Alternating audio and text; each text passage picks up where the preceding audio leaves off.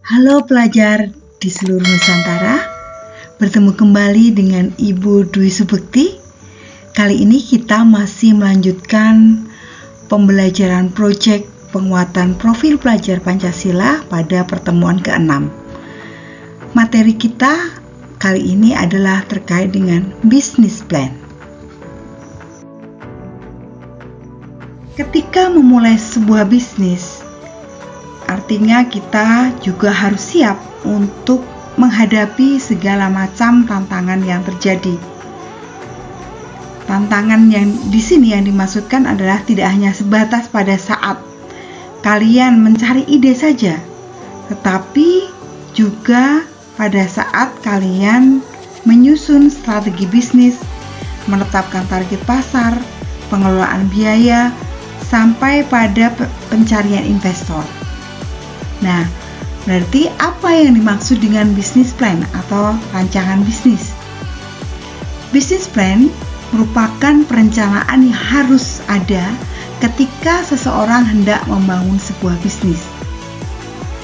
Sebuah ide bisnis atau ide perencanaan pada suatu bisnis yang dituangkan dalam sebuah dokumen.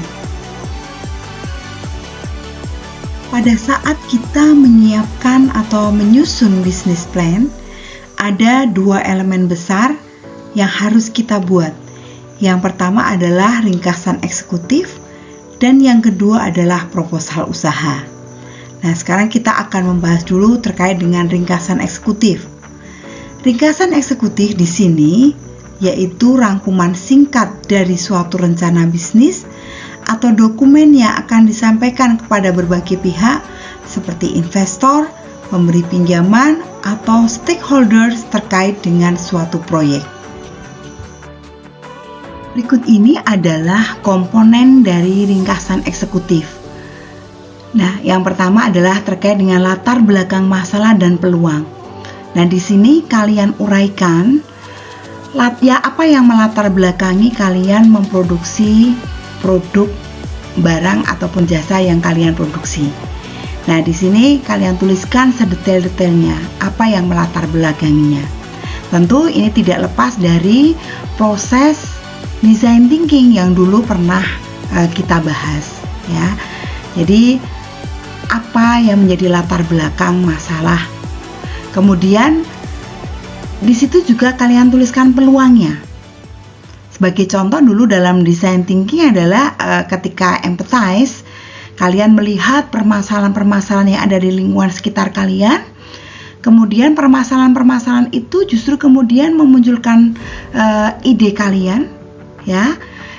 Nah, ide kalian itulah yang kemudian menjadi ide bisnis. Nah, itu kan berarti peluang, ya. Sehingga di sini kalian uraikan, jangan lepaskan dari materi yang terdahulu, yaitu terkait dengan konsep design thinking. Ini kalian uraikan di latar belakang. Kemudian yang kedua adalah value propositions. Di sini kalian tinggal menguraikan apa yang kalian tuliskan di BMC pada bagian value proposition. Nah, di BMC dulu kalian menuliskan poin-poinnya. Apa sih keunggulan dan keunikan produk kalian? Itu kan sudah kalian tuliskan pada BMC. Nah, kemarin sudah kalian unggah juga ya di tugas kalian. Nah, di sini tinggal kalian detailkan satu persatu. Sebagai contoh misalnya, ketika di value proposition kemarin, kalian menuliskan bahwa keunggulan kalian itu salah satunya adalah tanpa bahan pengawet. Maka kemudian di sini kalian uraikan kenapa tanpa bahan pengawet. Kenapa kalian kemudian tertarik untuk memproduksi ini tanpa bahan pengawet. Dan seterusnya, ini detailnya. Kemudian misalnya keunggulan produk kalian adalah mengangkat budaya lokal. Nah, di sini berarti kalian tuliskan kenapa budaya lokal itu perlu diangkat atau dilestarikan. Kalian menuliskan alasannya, kalian deskripsikan. Bukan kalian poin-poin, tetapi kalian deskripsikan di sini. Kemudian yang berikutnya adalah yang ketiga adalah customer segments. Ini juga sama. Ini menguraikan dari apa yang sudah kalian tuliskan pada BMC kemarin pada kolom customer segments. Misalnya nih, kemarin kalian menuliskan konsumennya adalah wanita dengan berat badan misalnya 60 kg ke atas. Nah, maka di sini kalian deskripsikan kenapa kalian mengambil customer segmen wanita dengan berat badan 60 kg ke atas. Kalian uraikan bla bla bla bla di sini. Kalian deskripsikan sampai sejelas-jelasnya. Kemudian berikutnya adalah yang keempat, customer relationship. Ini juga sama. Kalian tinggal menuliskan deskripsinya, mengambil poin-poin yang ada di BMC pada kolom customer relationships. Padahal kalian sudah tuliskan bagaimana kalian kemudian keep in touch pada pelanggan, bagaimana kalian bisa menyentuh pelanggan. Misalnya kemarin kalian menuliskan nih layanan untuk 24 jam ya. Nah, kenapa kalian memberikan layanan 24 jam itu dan bagaimana prosesnya? Nah, itu kalian deskripsikan di sini. Ya. Kemudian yang kelima adalah key activities atau aktivitas ya, atau proses dari bisnis kalian. Kemarin sudah kalian tuliskan, misalnya praproduksi kalian ngapain? Misalnya kemarin membuat research and development. Nah, kalian tuliskan di sini. Kemudian pada saat tahapan produksi, apa yang kalian lakukan? Kalian menggunakan sumber atau bahan baku yang berkualitas dengan cara bla bla bla. Nah, ini deskripsikan di sini. Sehingga kalian bisa membuat prototipe dan kalian uji prototipe tersebut. Sehingga gambaran lengkapnya adalah ketika kalian menuliskan deskripsi ini ya, menuliskan deskripsi ini pada, tentu saja ini adalah di komponen ringkasan eksekutif. Orang yang membaca, baik itu investor ataupun calon pembeli ya, calon investor, calon pembeli ataupun stakeholders yang lainnya, melihat ini sudah memberikan gambaran kepada mereka perusahaan kalian itu bergerak di bidang apa, ditujukan pada siapa, bagaimana cara kalian memproduksi, kemudian bagaimana cara kalian memperlakukan pelanggan, kemudian siapa yang menjadi sasaran kalian, kemudian seperti apa sih bentuknya. Nah, ini orang sudah memiliki gambaran dengan melihat ringkasan eksekutif ini. Seperti itu ya, sehingga ini intinya adalah kalian mendetailkan dari BMC yang sudah kalian tuliskan kemarin. Nah, bagian kedua dari rencana bisnis atau bisnis plan kalian adalah proposal usaha. Nah, setelah tadi kalian membuat ringkasan eksekutif, yang berikutnya adalah kalian membuat proposal usaha. Nah, proposal usaha tadi elemennya apa saja? Nah, kalian tadi pada ringkasan eksekutif kan sudah mau sampai pada tahapan membuat prototipe ya. Kemudian prototipe tadi kalian ujikan ya. Ingat ya, konsep design thinking. Setelah membuat prototipe, mengujikan. Nah, setelah diuji tentu kemudian diperbaiki. Seperti yang pernah Ibu sampaikan. Setelah diperbaiki, diujikan kembali. Nah, maka di proposal usaha ini, di awal proposal usaha kalian menuliskan rencana atau produk bisnis yang sudah melalui tahap pengujian. Ya, ini kalian deskripsikan. Kemarin diujikan kepada siapa, bagaimana hasil ujinya, kemudian apa manfaat dari uji yang kalian lakukan, seperti itu. Ini dideskripsikan. Selanjutnya adalah revenue streams. di sini merupakan rencana sumber pendapatan dan alternatifnya. Ini juga sudah kalian tuliskan di BMC kemarin pada kolom revenue streams. Kalian tinggal mendeskripsikannya. Misalnya kalian akan mendapatkan pendapatan dari penjualan produk. Nah, kalian tuliskan berapa target kalian dalam 1 bulan menjual produk itu.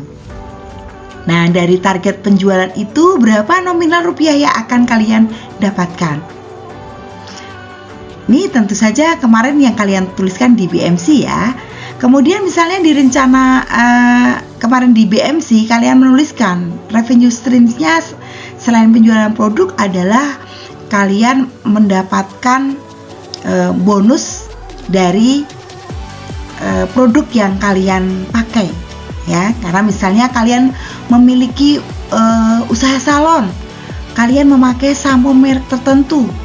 Nah, oleh supplier sampo tadi kalian diberikan bonus atau diberikan komisi. Nah, ini kan juga termasuk dalam revenue stream ya. Kalian tuliskan di sini, kalian detailkan komisi dari mana, bonus dari mana, mengapa kalian dapat bonus, kemudian kalian gunakan nanti akan kalian manfaatkan atau kalian gunakan untuk apa, dan seterusnya. Jadi di sini adalah penjelasan atau deskripsi dari revenue streams yang kalian tuliskan di BMC. Yang berikutnya adalah cost structure. Nah, kemarin ini juga di BMC sudah kalian tuliskan. Misalnya kalian menuliskan ada fixed cost kemarin. Ada fixed cost-nya adalah peralatan misalnya. Kemudian variable cost-nya misalnya tepung terigu, gula pasir, dan sebagainya. Nah, di sini kalian detailkan bagaimana perhitungan biaya kalian untuk memproduksi produk barang atau jasa kalian itu, biayanya apa saja, kemudian kalian detailkan dan kalian hitung berapa besarnya biaya. Sehingga misalnya kalian memproduksi donat ya, fixed cost-nya berapa, variable cost-nya berapa, sehingga ongkos produksi sebesar misalnya fixed cost-nya 3.000, variable cost-nya 200, berarti 3.200. Nah, di sini kalian merincikan ya, memerinci dari biaya-biaya tersebut. Kemudian akan mendapatkan pendanaan usaha dari mana? Oh, misalnya kalian untuk membiayai produksi donat kalian tadi, kalian membutuhkan modal ya. Nah, modal itu kalian peroleh dari mana saja? Ini kalian deskripsikan di sini. Begitu anak-anak. Sehingga 2 poin penting dari kalian membuat rencana bisnis, yaitu tadi ringkasan eksekutif dan proposal usaha. Sebagian besar adalah mendetailkan, mendeskripsikan dari BMC yang pernah kalian buat. Komponen yang berikutnya dalam proposal usaha adalah key partnership atau mitra usaha. Ini juga deskripsikan apa yang kalian tuliskan di dalam BMC. Ketika di BMC kalian menuliskan mitra usahanya adalah pemasok bahan baku. Nah, kalian deskripsikan siapa pemasok bahan baku itu, dari mana saja, ya, mengapa kalian memilih mereka, seperti itu. Misalnya kemarin yang menjadi mitra usaha kalian adalah dinas perindustrian. Nah, kalian tuliskan seperti apa kemitraan dengan mereka. Kalian deskripsikan di sini. Selanjutnya adalah key resources atau kebutuhan sumber daya usaha. Nah, misalnya kalian ini di BMC kemarin menuliskan di sini salah satunya adalah misalnya sumber daya manusia yang kompeten. Nah, kalian detailkan, kalian deskripsikan kompetensi apa yang harus dimiliki oleh sumber daya manusia yang menjadi pegawai di perusahaan kalian. Ini kalian tuliskan di sini deskripsinya. Yang terakhir adalah channels. yaitu rencana pemasaran dan penjualan. Kemarin di BMC kalian juga sudah menuliskan ini. Maka deskripsikan, misalnya di BMC kalian menuliskan menunjuk marketplace tertentu. Nah, maka di sini kalian deskripsikan kenapa kalian dalam rencana pemasaran dan penjualan kalian memilih marketplace tersebut. Apa keuntungan bagi perusahaan kalian? Apa keuntungan bagi konsumen? Seperti itu. Nah, demikian anak-anak skema dari rencana usaha atau bisnis plan kalian. Ada 2 besaran yang harus kalian deskripsikan secara detail, yaitu terkait dengan yang pertama ringkasan eksekutif dan proposal usaha. Itu adalah 2 elemen penting, 2 komponen penting dalam menyusun rencana bisnis atau business plan. Selanjutnya kalian tuangkan di dalam MS Word seperti yang ada di ketentuan di LKPD yang sudah Ibu bagi di kelas kalian. Demikian pembahasan kita terkait dengan rencana bisnis atau business plan. Terima kasih atas perhatian kalian semua. Semoga kalian lancar, sukses, dan tentu saja ini memberikan pengetahuan atau insight baru bagi kalian, dan tentu kalian bersemangat untuk menyelesaikan proyek ini. Terima kasih atas perhatian kalian semua. Mohon maaf jika ada kekurangan. Sampai jumpa kembali pada materi atau topik selanjutnya. Terima kasih.